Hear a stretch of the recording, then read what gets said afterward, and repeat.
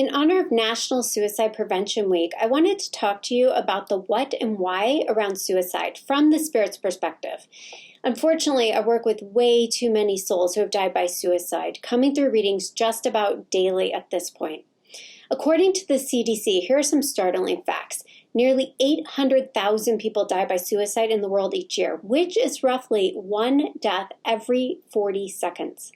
Suicide is the second leading cause of death in the world for those aged 15 to 24 years, and depression is the leading cause of disability worldwide. So we all know the planet is in pain right now, and we're seeing it with all the natural disasters and the mass shootings, political outrage, and so forth, which creates a very frenetic and fear-based energy that we're all swimming around in day after day. And for those people who are highly sensitive, we can call ourselves empaths, we absorb everything around us, and it becomes incredibly uncomfortable and difficult to keep our vibe high and our spirits up when we're constantly being bombarded by this heavy, dense, and dark energy. And over time, it starts to wear us down. So if you don't know how to properly manage your energy, you're going to struggle with this.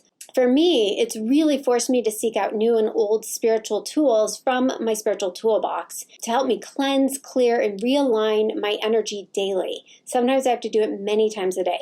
I will do another vlog on what those practices are if you're interested at some later date. So now I want to discuss basically the why, okay? So there are three consistent reasons or factors that I've heard from spirits about what drove them to end their lives comes down to this. The first one, they explain that they're an old soul. They're highly sensitive or empathic, like I just explained, and this world was way too harsh for them. And so they begin to dissociate from their physical bodies when they're here, still in a body, but a large portion of their soul energy remains not in the three dimension, but the fourth or fifth. Okay, which is the place, the fourth and fifth is where we go when we dream, and then the fifth is where we go when we cross over to the other side.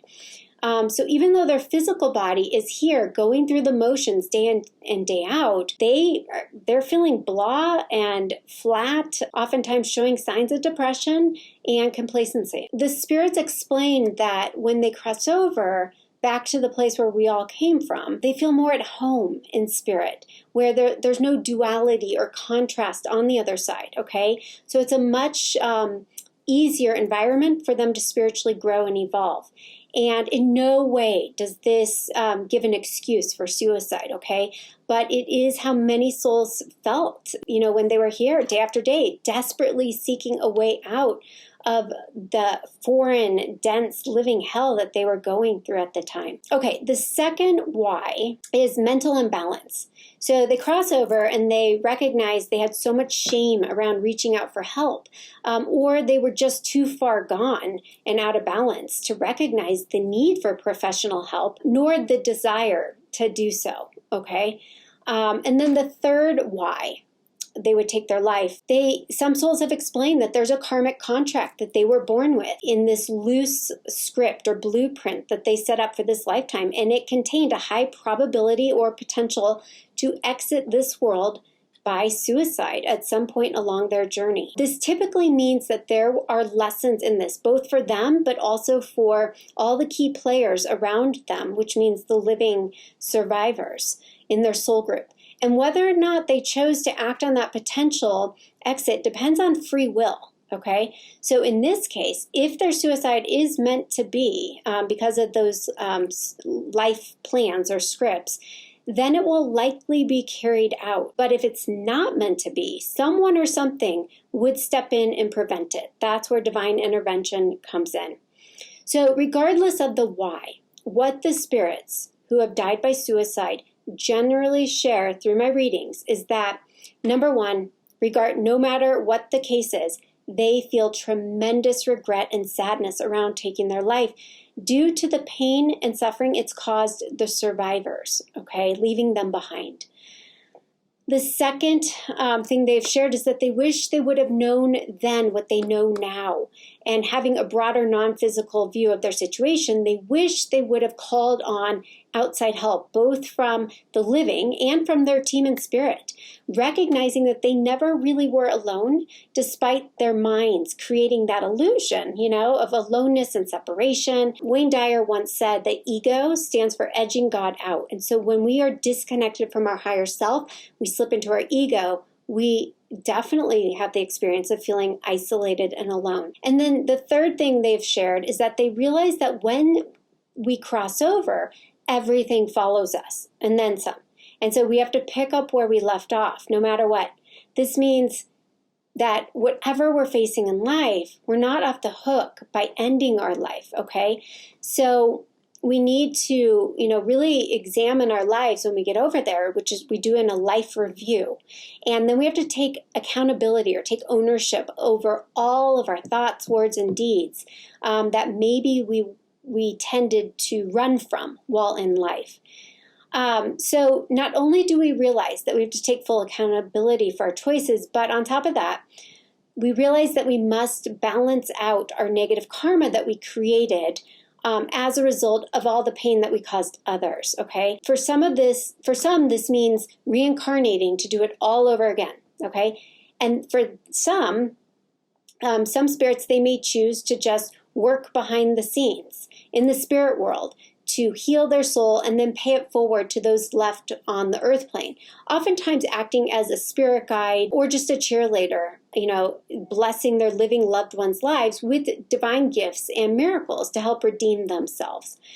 This happened to me, for anyone who knows my story, with my grandma Babe, who took her life, and then 10 years later, I'm going through depression. She instead of reincarnating, she decided to work behind the scenes and take me on as an assignment and help me heal myself from the inside out. And we worked together for over 18 months. I did the work. She helped me discover my own innate gifts, which happens to be doing mediumship for a living. But that was a win-win because she was able to evolve higher. So once we were complete and I was on my way, happy, healed, and using my gifts, she moved on.